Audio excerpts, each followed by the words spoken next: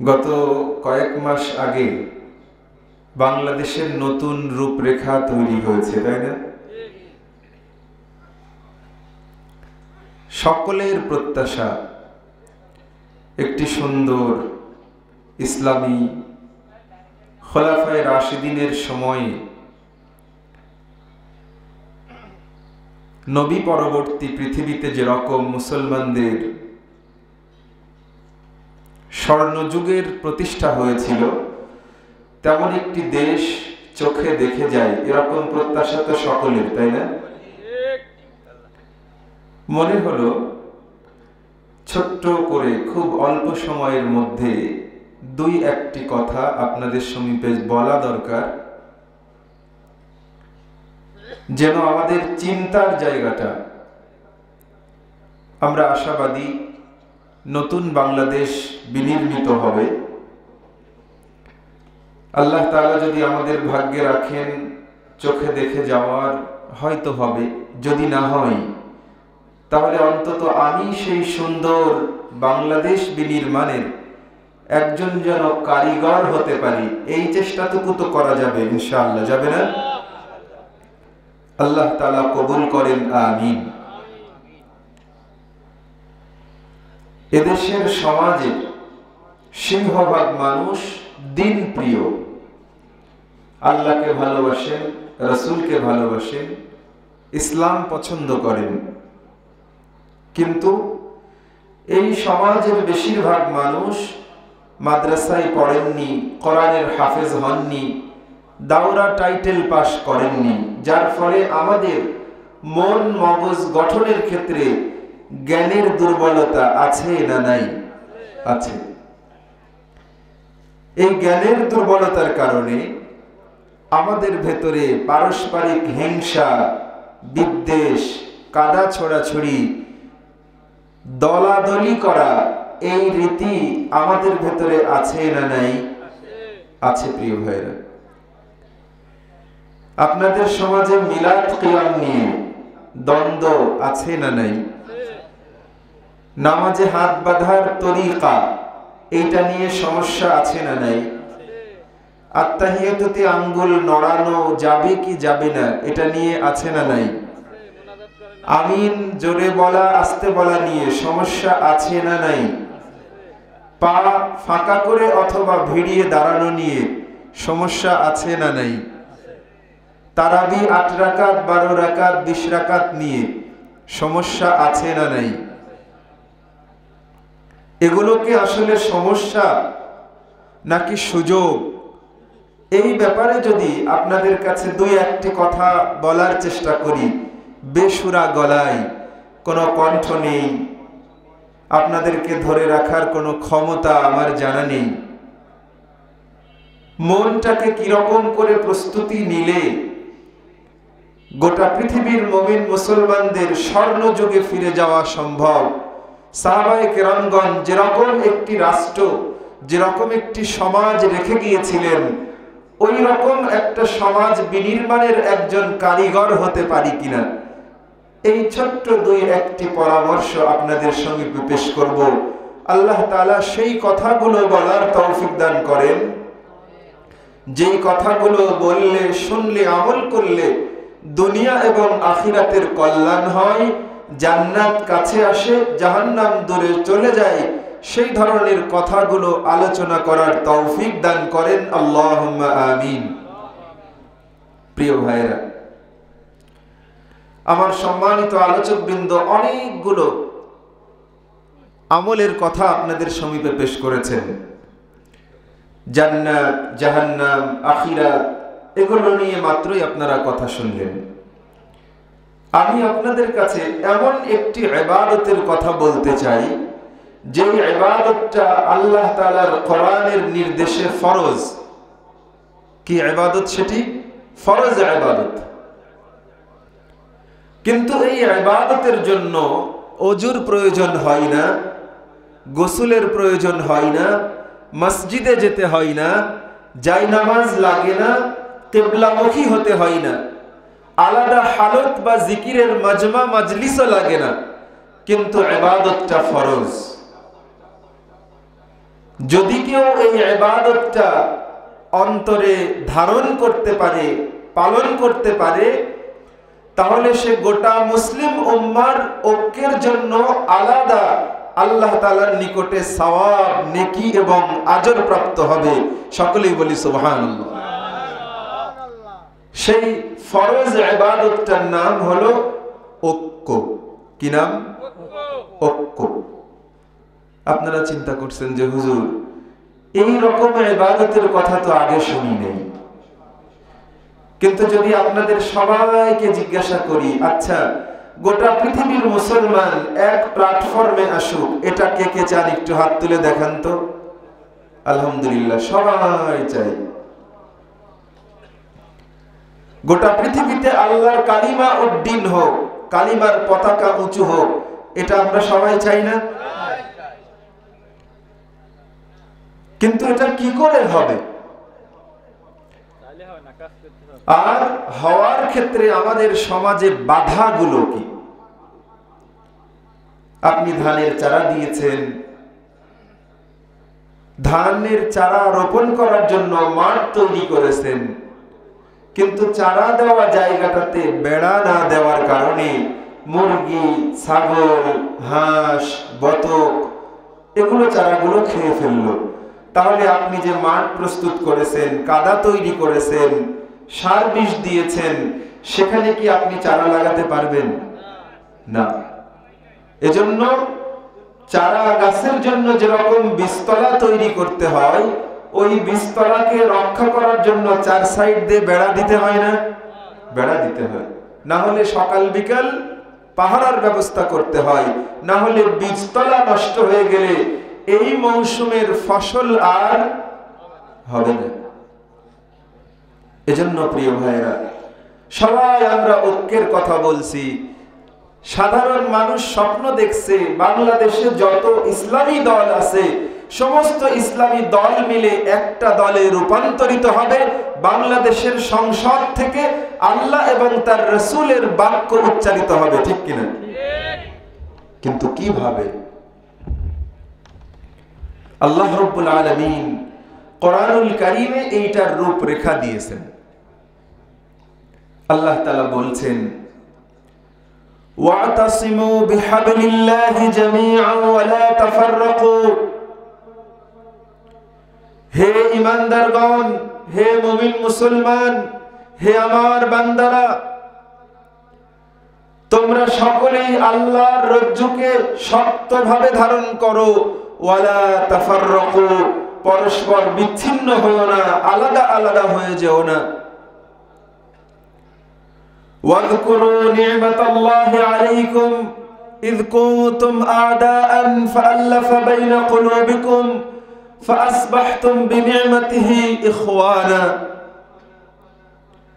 তোমরা মনে করো, স্মরণ করো, যখন তোমাদের ভেতরে ঈমান ছিল না, আল্লাহর একত্ববাদের বুঝ ছিল না, নবীজির রিসালাতের বিশ্বাস ছিল না, তখন একজন মানুষ আরেকজন মানুষের পরস্পর শত্রু ছিলে। আমি দয়া করে তোমাদেরকে ঈমান দিলাম, তোমাদের মধ্যে ভ্রাতৃত্বের বন্ধন দিলাম, মুহাব্বত দিলাম, যার ফলে তোমরা একজন মুমিন আরেকজন মুমিনের, একজন মুসলমান আরেকজন মুসলমানের ভাই ভাই হয়ে গেলে। সকলেই বলি সুবহানাল্লাহ। আল্লাহ তাআলা বলছেন, তোমরা আল্লাহর রজ্জুকে শক্ত করে ধরো, পরস্পর বিচ্ছিন্ন হইও না।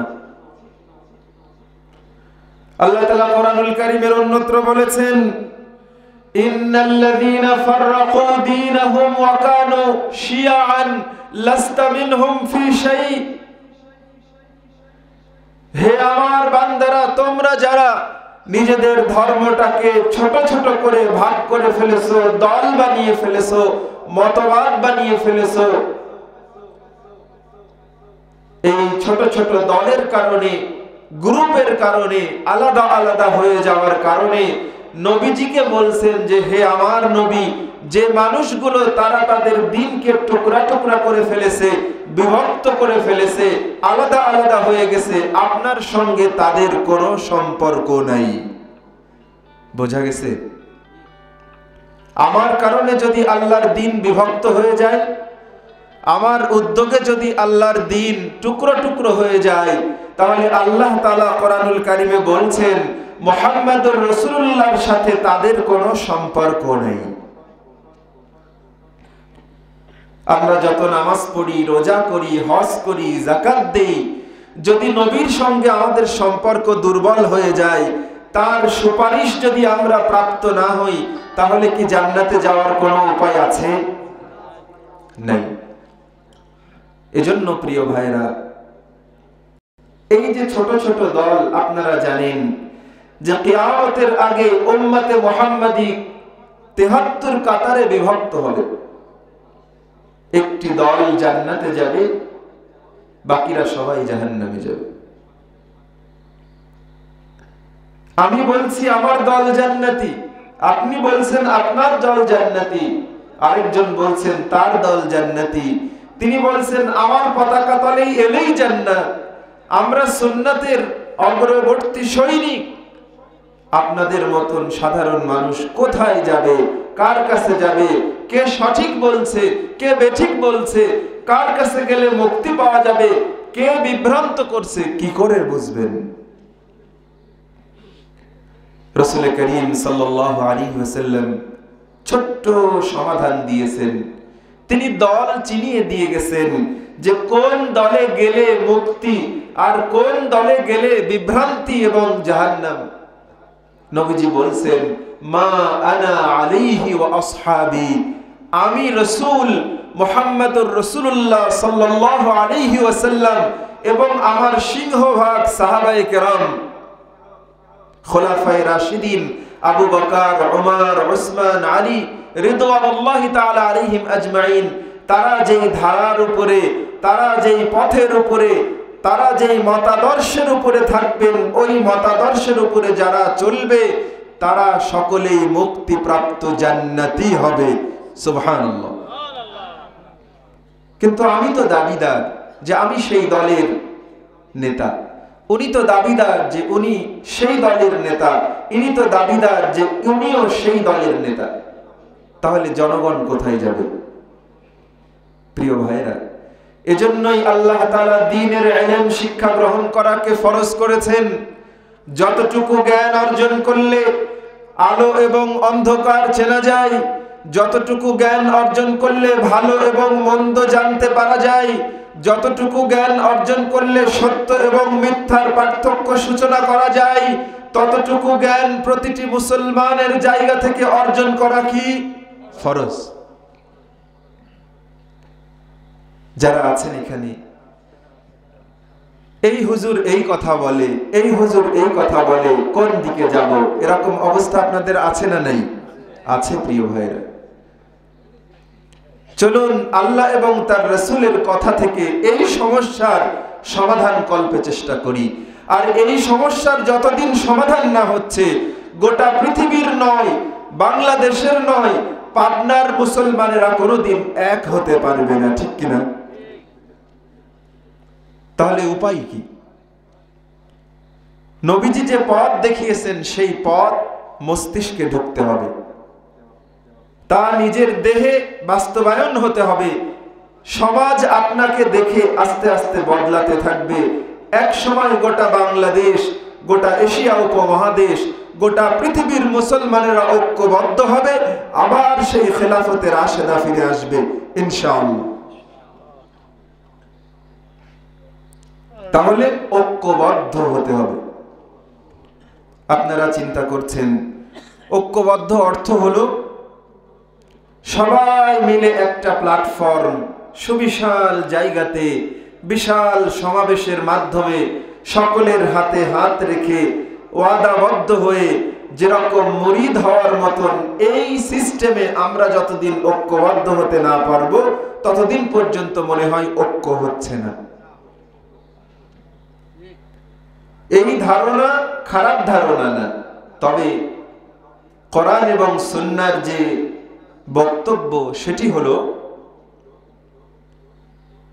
আহলুস সুন্নাহ ওয়াল জামাআত, নবীজির সুন্নাত এবং ঐক্যের যারা ধারক বাহক, তাদেরকে এক জায়গায় একত্রিত হতে হবে, একটা প্ল্যাটফর্মে বা অঞ্চলে জড়ো হতে হবে, এটি শর্ত নয়। নবীজির ইন্তেকাল হয়ে গেছে, সাহাবায়ে কেরাম দ্বীনের ঝান্ডা নিয়ে চতুর্দিকে ছড়িয়ে পড়েছেন।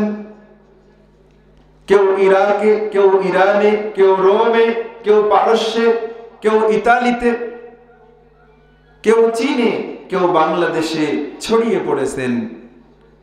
তারা একটা দাওয়াত নিয়ে গেছেন যে আল্লাহ তাআলা যে মেসেজগুলো কোরআনে দিয়েছেন, রাসূলুল্লাহ সাল্লাল্লাহু আলাইহি ওয়াসাল্লাম সুন্নাহ থেকে যেই খবরগুলো উম্মতকে জানিয়েছেন, এই খবর এবং আল্লাহর নির্দেশ যারা মেনে চলে তারা আহলুস সুন্নতি ওয়াল জামাআহ।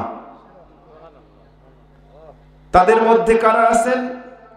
মাযহাবের যে ইমামগণ রয়েছেন, হানাফি, শাফিঈ, মালিকি, হাম্বলি, এই মাযহাবগুলো তো আপনারা জানেন কিনা? এই চার মাযহাবের যত মাসআলা মাসাইল, যত উদ্ভাবন ইস্তেমবাত হয়েছে, গবেষণা হয়েছে, এই চার মাযহাব মিলেই হলো আহলুস সুন্নতি ওয়াল জামাআহ। সুবহানাল্লাহ। যিনি হানাফি, যিনি শাফিঈ, যিনি মালিকি, যিনি হাম্বলি, যিনি যে মাযহাবেরই অনুসরণ করেন না কেন, তারা পরস্পর সবাই মিলে আহলুস সুন্নতি ওয়াল জামাআর অন্তর্ভুক্ত। তারা প্রত্যেকেই মুক্তিপ্রাপ্ত এবং জান্নাতি। সুবহানাল্লাহ। আমার উস্তাদ ডক্টর আব্দুল্লাহ জাহাঙ্গীর স্যার রাহিমাহুল্লাহ বলতেন পকেট মারের গল্প। সকালবেলা পকেট মার ব্যাংকের সামনে দাঁড়িয়ে আছে, কে বেশি টাকা নিয়ে বেরোবে তার পকেটটা সে মারবে। খেয়াল করেছে এক লোক বেশ টাকা নিয়ে পকেটের চিপায় রেখে ঘুরে বেড়াচ্ছে। মার্কেটে গেছে, পকেট মার মার্কেটে গেছে, সেখান থেকে ভূমি অফিসে গেছে, পকেট মারও সেখানে গেছে। কিন্তু পকেট মার যেরকম চালাক, ওই টাকাওয়ালাও তেমন সচেতন। এদিক ওদিক, দিন থেকে বিকেল, বিকেল থেকে সাঁঝ, সাঁঝ থেকে রাত, এই দীর্ঘ সময় তার পেছনে ঘুরে ঘুরে টাকাওয়ালাও চালাক, পকেট মারার সুযোগ পাইনি, আর পকেট মারা হলো না।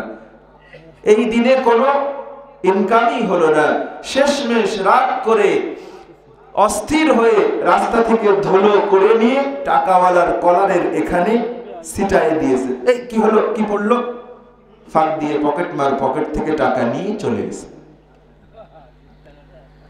ইসলামের চরম শত্রুরা মুসলমানদেরকে এইভাবে বিভ্রান্ত করার জন্য মৌলিক কোনো বিষয় নয়, ইসলামের শাখা বিষয়গুলো, নামাজের মধ্যে হাত কোথায় বাঁধা হবে এটি ফরজ কোনো বিধান নয়, আমিন জোরে বলা হবে না আস্তে বলা হবে এটি ফরজ কোনো বিধান নয়, রাফে ইয়াদাইন করা হবে না এটি কোনো ফরজ বিধান নয়, মিলাদের কিয়াম না কিয়াম এটি ইসলামের কোনো ফরজ বিধান নয়।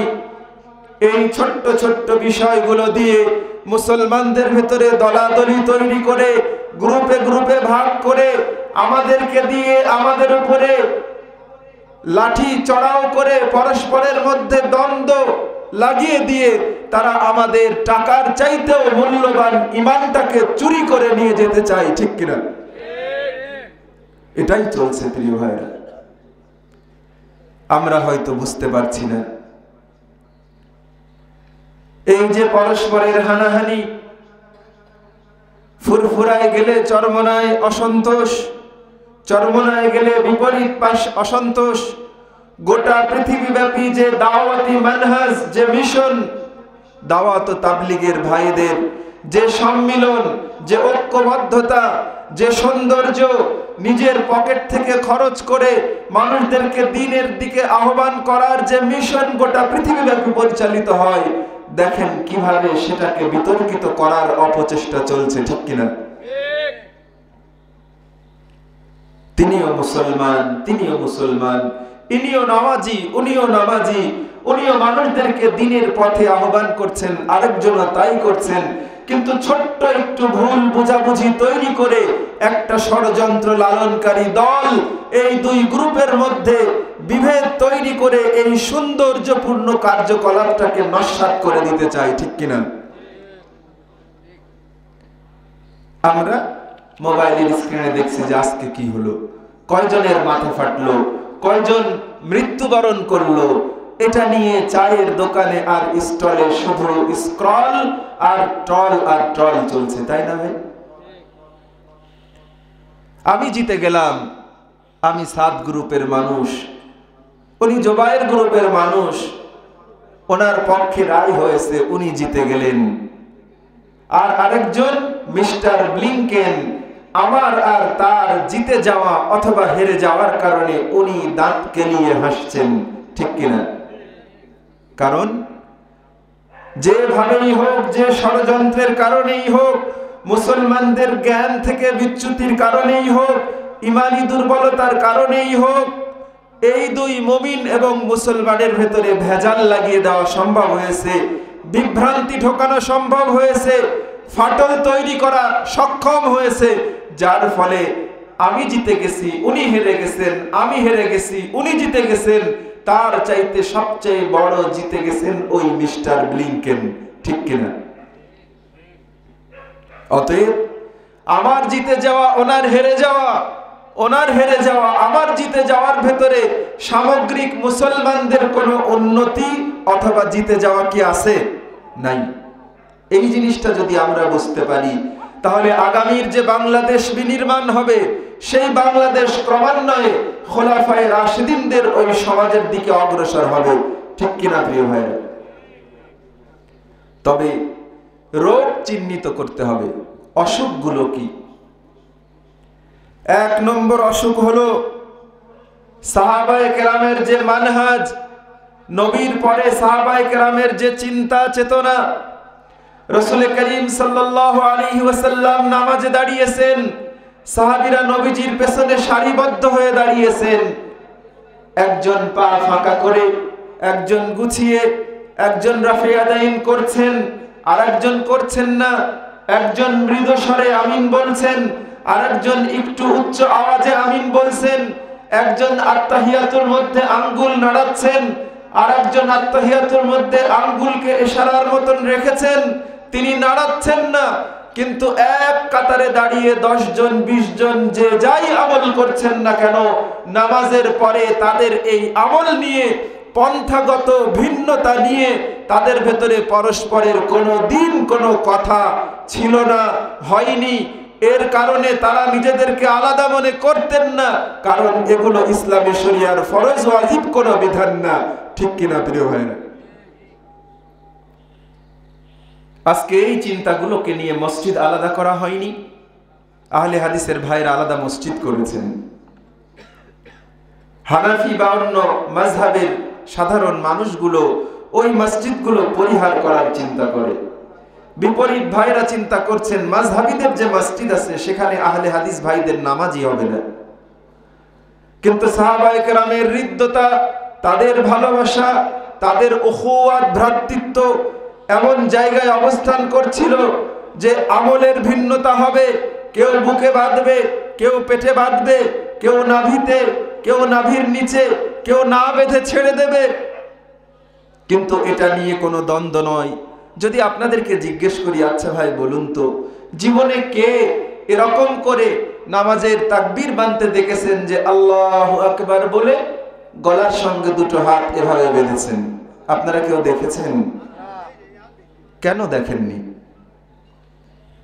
যে কয়টা পদ্ধতি, মাত্র 5টা পদ্ধতি। কেউ হয়তো হাতটাকে বুকে ধরেছেন, কেউ পেটের উপরে ধরেছেন, কেউ নাভির উপরে ধরেছেন, কেউ নাভির নিচে ধরেছেন, কেউ না ধরে ছেড়ে দিয়েছেন। এই পদ্ধতিও মনে হয় আপনারা দেখেননি।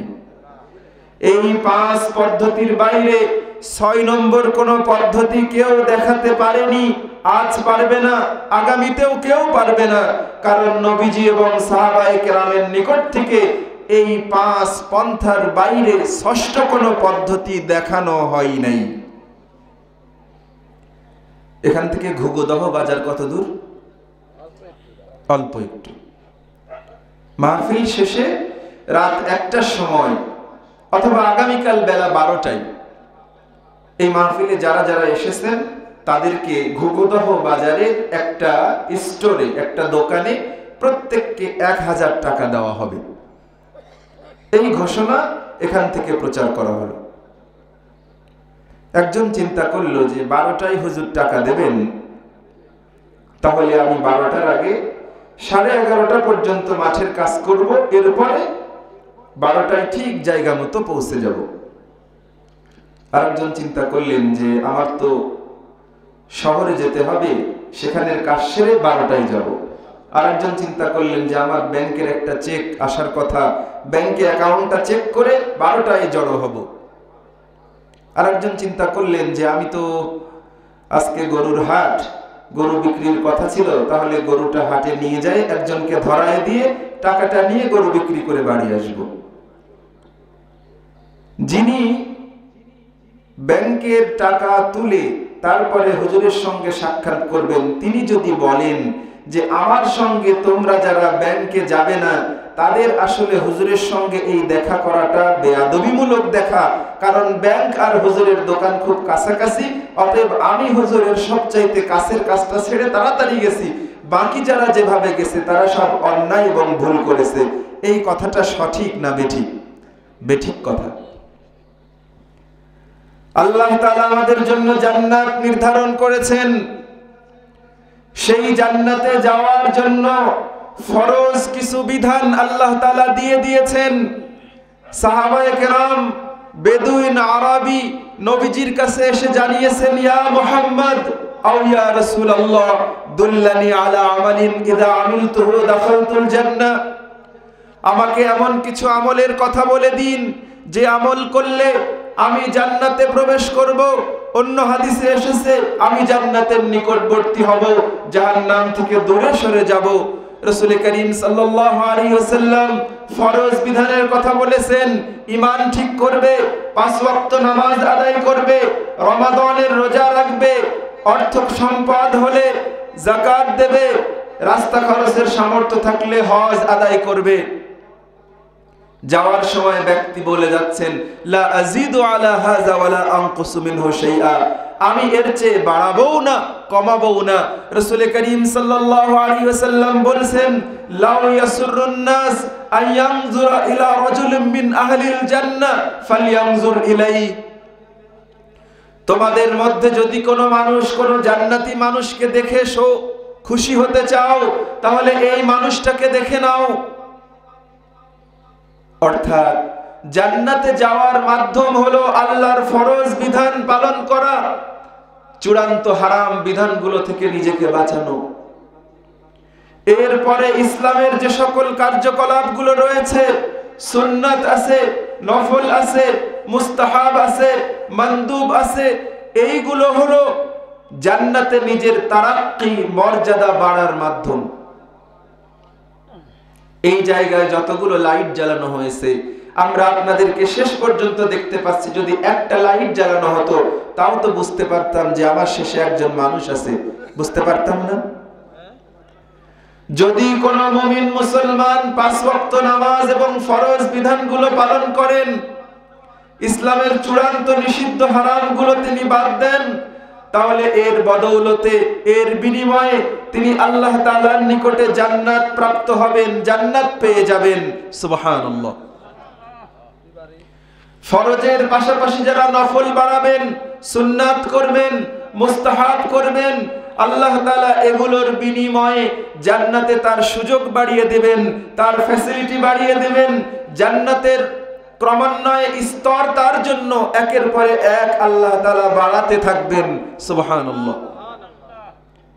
কিন্তু যদি কোনো ব্যক্তি ফরজকে যথাযথভাবে পালন করে, হারামকে সঠিকভাবে ছেড়ে দেয়, তার জীবনে কোনো সুন্নাত না করে, মুস্তাহাব না করে, নফল না করে, তবু ওই ব্যক্তির ন্যূনতম জান্নাত পাওয়ার ক্ষেত্রে কোনো অসুবিধা হবে না ইনশাআল্লাহ। নবীজির অগণিত হাদিস এই সাক্ষীগুলো দিয়ে থাকে আমাদের জন্য, আলহামদুলিল্লাহ। কিন্তু এই সুন্নাত নিয়ে, এই নফল নিয়ে, এই মুস্তাহাব নিয়ে মুসলমানেরা যখন বিবাদ বিসংবাদে জড়িয়ে যায়, ঝগড়া হট্টগোল বেঁধে যায়, একজন আরেকজনকে কাফির, মুশরিক, মুনাফিক ইত্যাদি, মুরতাদ এগুলো যখন বলতে থাকে, তখন মূলত এই সুন্নাতগুলো রক্ষার জন্য, মুস্তাহাবগুলো পালনের জন্য একটা হারাম কাজ মুমিন মুসলমান ঈমান অবস্থায় করে ফেলে। সেটা হলো আরেকজন ঈমানদারের উপরে সে চরম বিদ্বেষ পোষণ করে। করি কিনা ভাই? আমি যদি হাত নাভির নিচে বাঁধি, আমার পাশের জন যদি হাত বুকে বাঁধে, আমি মুসলমানের ভেতরে একটু খারাপ লাগে না যে এই পাশের লোকটা যে বুকে হাত বাঁধলো, এ মনে হয় আমার দলের না? এরকম মনে হয় কি হয় না? হয় কি না? কিন্তু যদি একজন মুসলমান জানেন নাভির নিচে হাত বাঁধা যেরকম সাহাবায়ে কেরামের আমল থেকে প্রমাণিত, বুকের উপরে যিনি সুন্নাত পদ্ধতিতে হাত বেঁধেছেন এটাও নবীজির সুন্নাত থেকে প্রমাণিত, আর এই হাত বাঁধার কাজটাই মূলত সুন্নাত, এটা ওয়াজিব নয়, এটা ফরজ নয়, তাহলে ওই ব্যক্তি কি আমার পাশের জনের, আপনার পাশের জনের প্রতি মনক্ষুণ্ণ, মন খারাপ হওয়ার কোনো কারণ আছে? কিন্তু ইহুদি খ্রিস্টান জাতি এভাবে দ্বীনের ক্ষুদ্র ক্ষুদ্র বিষয়গুলো, শাখা বিষয়গুলো, নফল মুস্তাহাব বিষয়গুলো আমাদের কাছে ফরজের চাইতেও বড় করে তুলেছে, যাতে এগুলো নিয়ে আমরা মারামারিতে, ঝগড়া বিবাদে, হট্টগোলে, দলাদলির মাধ্যমে বিভক্ত হয়ে যায়। মাঝখান থেকে ঈমান নামক জিনিস তারা চুরি করে নিয়ে কুফর এবং শিরক আমাদের সমাজে, আমাদের জীবনে তারা প্রসার ঘটাতে পারে। ঠিক কিনা? এই জায়গায় সচেতন হতে হবে। তাহলে সাহাবায়ে কেরামের সময়ে বিভক্তি ছিল, ভিন্ন মত ছিল, কিন্তু এই ভিন্ন মতগুলোর কারণে তারা একজন আরেকজনকে আলাদা মনে করেননি, আলাদা দলের মনে করেননি, তাদের থেকে তিনি ভিন্ন হিসেবে চিহ্নিত করেননি। অতএব যে হানাফি, যে শাফেঈ, যে হাম্বলি, যিনি মালিকি, যেই মাযহাবেরই অনুসরণ করুন না কেন, যদি সুন্নাহর আলোকে তিনি তার জীবনের আমলগুলো করেন, তার প্রতি কোনো হিংসা, মনের ভেতর থেকে কোনো বিদ্বেষ, এইগুলো একজন মুসলমান হিসেবে লালন করা যাবে না। আচ্ছা, আমি যদি এভাবে আমল করে জান্নাতে যাই, তাহলে কি আপনার জান্নাতের জায়গা কমে যাবে? আল্লাহর জান্নাত কি এরকম? তাহলে তার প্রতি আমার ভিন্ন চিন্তা, তার প্রতি আমার মনক্ষুণ্ণতা, তার প্রতি আমার হিংসা বা বিদ্বেষ, সে অন্য দলের, আমি মুক্তিপ্রাপ্ত দলের, এই চিন্তা কি একজন মুসলমানের করা উচিত হবে? কশ্চিন কালেও নয়। সমাজে যত ধরনের সমস্যাগুলো রয়েছে, মিলাদ নিয়ে, কিলাম নিয়ে, দরুদ সালাম নিয়ে, নামাজের কাইফিয়াত নিয়ে, তারাবি নিয়ে, শবে বরাত নিয়ে, সমস্ত সমস্যাগুলোর স্তর হলো সুন্নাত অথবা মুস্তাহাব। তারপরে রয়েছে ওয়াজিব, এরপরে রয়েছে ফরজ, এর নিচে রয়েছে মাকরু, তার নিচে রয়েছে হারাম। যারা এই হারামের স্তর বাদ দিয়ে দেবে, মাকরুয়ে তাহরিমি থেকে সতর্ক থাকবে, যারা ওয়াজিব পালন করবে, যারা ফরজ বিধান মেনে চলবে, এই ফরজ ধরার কারণে, হারাম ছাড়ার কারণে অটোমেটিক্যালি তারা জান্নাত প্রাপ্ত হবে ইনশাআল্লাহ। সুবহানাল্লাহ। বাকি এই নফল এবং মুস্তাহাব গুলো ইসলামের সৌন্দর্য। ওই যে বললাম, হুজুর বেলা 12টায় আপনাদেরকে উপহার দেবেন, এই উপহার নেওয়ার জন্য তার নিজের সুবিধা কাজকর্ম সেরে যখন 12টায় উপস্থিত হবেন, এই যে সুযোগ আছে, যে এমন তো হুজুর বলেন নাই সকাল থেকে কেউ কোনো কাজে নামতে পারবে না, কোনো ব্যস্ততা দেখাতে পারবে না, কেউ ব্যাংকে যেতে পারবে না, কেউ মাঠে কাজ করতে পারবে না, সবাইকে সকালবেলা থেকেই 12টার অপেক্ষায় দোকানে গিয়ে বসে থাকতে হবে। এইটা যেরকম শর্ত করা হয়নি, আমাদের মূল লক্ষ্য হলো জান্নাত, আর ওই জান্নাতে যাওয়ার জন্য প্রক্রিয়া হলো ফরজ পালন করা, হারাম ছেড়ে দেওয়া। যারা যত সুন্নত বাড়াতে পারবে, নফল বাড়াতে পারবে, আল্লাহর জান্নাতের জায়গাগুলো তাদের জন্য চাকচিক্যময় হবে, সৌন্দর্যমণ্ডিত হবে, আরো সুরম্য প্রাসাদ তাদের জন্য নির্মিত হবে। কিন্তু এই ছোট্ট ছোট্ট বিষয়গুলো নিয়ে যদি আমরা ঝগড়া করি, বিবাদ বিসংবাদে জড়িয়ে যাই, নিজেদের মধ্যে দলাদলি তৈরি করি, তাহলে ওই যে মিস্টার ব্লিংকেন, তারা আমাদের ভেতরে তাদের ধর্ম চাপিয়ে দেওয়ার সুযোগটা আমরাই করে দেই, ঠিক কিনা? কিন্তু আজকে মুসলমান বুঝতে পারছে না। আমি ফুরফুরাই যাই, তুমি যাবে না কেন? আমি চরমনায় যাই, তুমি যাবে না কেন? আমি তাবলীগ থেকে হেদায়েত পেয়েছি, তুমি মানবে না কেন? আমি সাংগঠনিক প্রক্রিয়ায় দ্বীন প্রতিষ্ঠা করতে চাই, তুমি আমার দলে শামিল হবে না কেন? সবাই এক প্ল্যাটফর্মে একই পদ্ধতিতে কাজ করতে হবে, এইটা সুন্নত নয়। কিন্তু একজন দাওয়াতের মেহনতে কাজ করবেন, একজন পীর মাশায়েখের সাথে কাজ করবেন, আর একজন রাজনৈতিক মঞ্চে দাঁড়িয়ে তিনি দ্বীন প্রতিষ্ঠার চেষ্টা করবেন। পরস্পর পরস্পরকে ভালোবাসবে, একজন আরেকজনের কাজের সহযোগী হবে, সবাই মিলে ঐক্যবদ্ধভাবে অমুসলিমদের ষড়যন্ত্র রুখে দেবে। এইটা হলো মুসলমানদের ঐক্য প্রতিষ্ঠায় আমাদের ভূমিকা। এই জিনিস বুঝতে যত দেরি হবে, আমাদের অগ্রগতি তত ব্যাহত হবে। আপনারা একেবারে গ্রামের সাদাসিধে সরল মনা, মার প্যাচ বুঝতে না পারা, আল্লাহর দ্বীনের খুব মহব্বত, জান্নাতের খুব কাছের মানুষ, এই আপনাদেরকে যখন আমরা এই দলাদলি নিয়ে ব্যস্ত আছি, তখন দেখবেন যে আপনার এলাকায় কাদিয়ানি একটা গ্রুপ ঢুকে গেছে, ঠিক কিনা? ঈসাই মুসলমান নামে খ্রিস্টানদের দাওয়াত নিয়ে একটা দল ঢুকে পড়েছে। নতুন দলের আবির্ভাব হয়েছে আমাদের মতন টুপি জুব্বা পরা, কোরআনকে মানতে হবে, কোরআনের রাজ কায়েম করতে হবে, হাদিস মানা যাবে না, এরকম দল আপনাদের নাম শুনেছেন নাকি?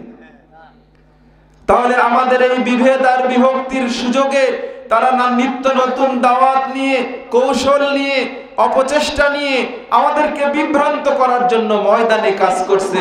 আর আমরা নিজেদের ভেতরে দলাদলি আর হিংসা বিদ্বেষ নিয়ে ইসলামকে পিছিয়ে দিয়ে নিজের জন্য জান্নাতের জায়গাটাকে জাহান্নাম বানিয়ে নিচ্ছি।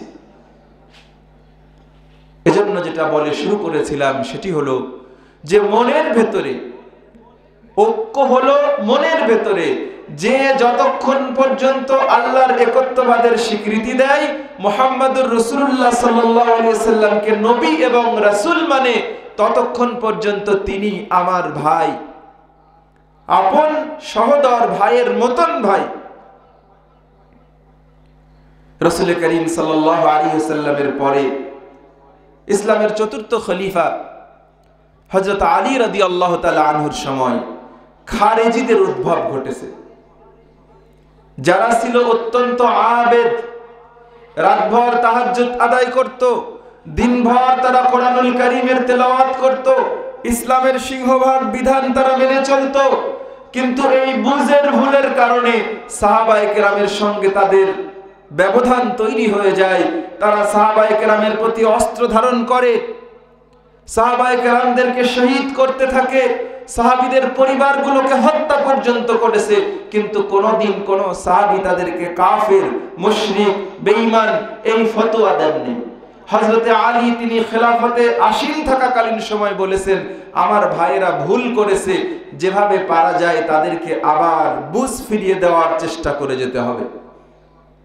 আর আজকে ইন্টারনেট খোলেন, মোবাইল অন করেন, দেখবেন যে আমি বলছি উনি কাফের, উনি বলছেন উনি ফাসিক, উনি বলছেন উনি মুরতাদ। তাহলে আমার ভাষায় আপনি কাফের, আপনার ভাষায় আমি কাফের।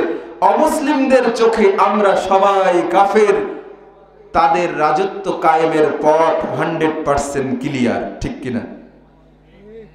এই বুঝ যতদিন আমাদের আসতে দেরি হবে, আমাদের অগ্রগতি ততদিন পর্যন্ত ব্যাহত হবে।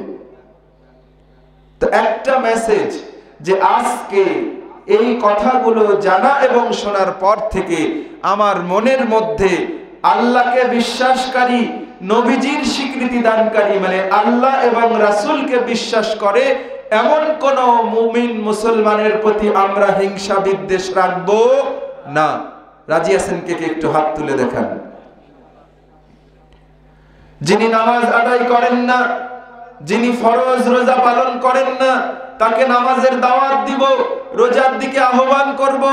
তার হাত চেপে ধরবো, তার পা চেপে ধরবো, ভাই একটু দয়া করে আমার সাথে মসজিদে চলো না ভাই।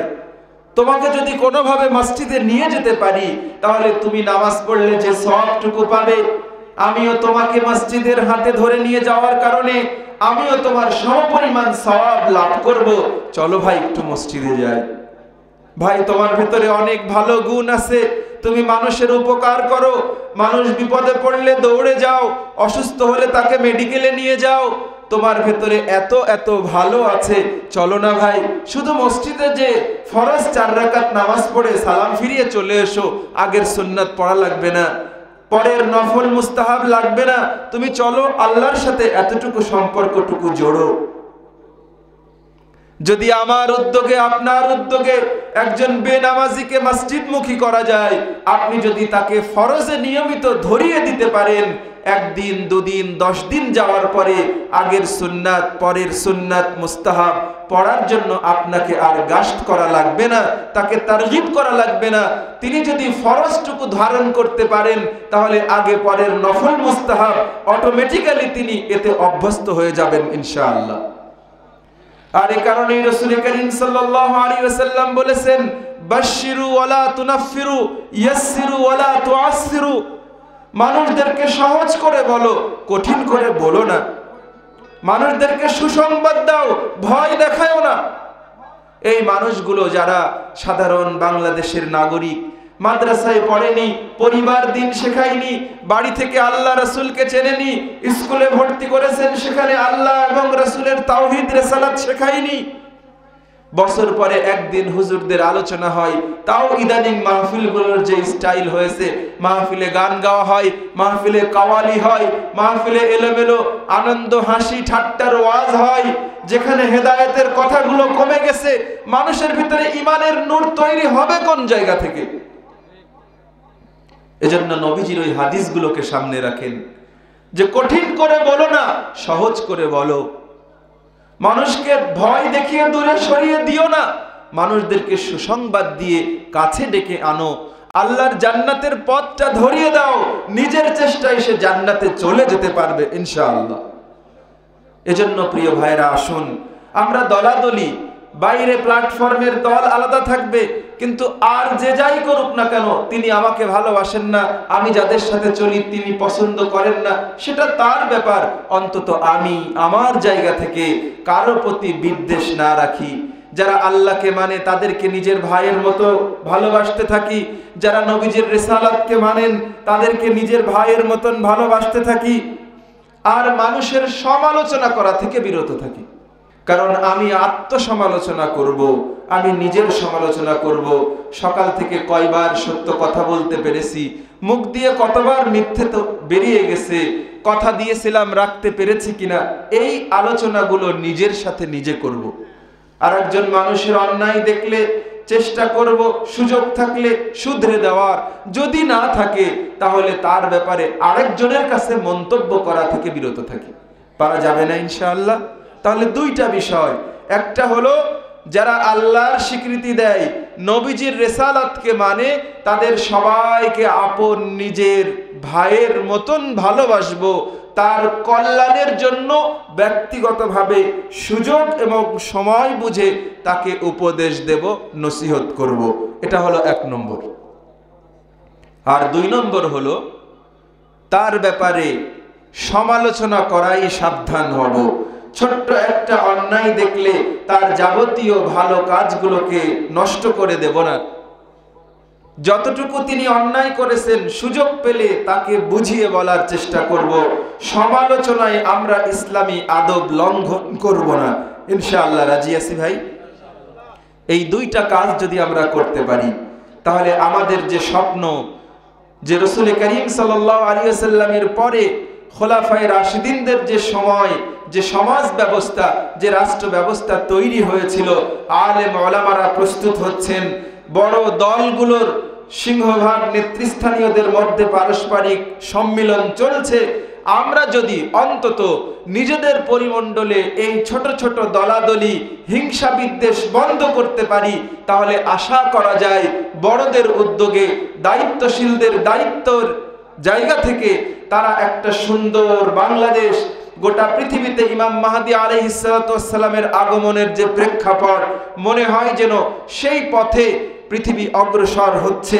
আল্লাহ তাআলা আমাদের সকলকে এই দুটো আমল নিজেদের মনের ভেতরে সকলকে নিয়ে ঐক্যবদ্ধ চিন্তা নিয়ে কারো প্রতি বিদ্বেষমুক্ত অন্তর লালন করে আল্লাহ তাআলার একটি ফরজ বিধান নিজ জীবনে এবং সমাজে বাস্তবায়ন করে এই সমাজকে ইসলামী সমাজ হিসেবে প্রতিষ্ঠা করার অগ্রসৈনিক হিসেবে কবুল করে নেন। সকলেই বলি আল্লাহুম্মা আমিন। সুবহানাকাল্লাহুম্মা বিহামদিকা আশহাদু আল্লা ইলাহা ইল্লা আনতা আস্তাগফিরুকা ওয়া আতুবু ইলাইক। ওয়াসসালামু আলাইকুম ওয়া রাহমাতুল্লাহি ওয়া বারাকাতুহু।